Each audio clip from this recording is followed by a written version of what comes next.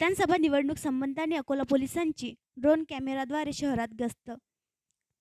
सध्या पूर्ण महाराष्ट्र राज्यामध्ये विधानसभा निवडणूक 2024ची प्रक्रिया चालू आहे। निवडणूक प्रक्रिया दरम्यान 15 ऑक्टोबर 2024 पासून आचारसंहिता लागू करण्यात आली आहे। निवडणूक प्रक्रिया शांततेत पार पाडण्यासाठी अकोला पोलीस दलातर्फे विविध उपाययोजना सुरू आहेत। त्यामध्ये नाकाबंदी, कोम्बिंग, रूट प्रतिबंधक उपाययोजना करण्यात आल्या आहेत।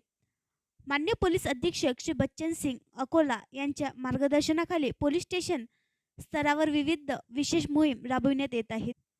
विशेष करून रात्रीच्या वेळी कोणत्याही अनुचित बाबींवर बारकाईवर लक्ष ठेवण्याकरिता आधुनिक तंत्रज्ञानाचा वापर करून अकोला पोलीस दलाकडून रात्रीच्या वेळी ड्रोन कॅमेराद्वारे विशेष हवाई गस्त सुरू करण्यात आली आहे। त्यामुळे शहरातील गल्लीबोळ तसेच संवेदनशील प्रभागात विशेष लक्ष केंद्रित केले जात असून अनुचित प्रकार आढळून आल्यास त्याच्यावर कारवाई करण्यात येणार आहे।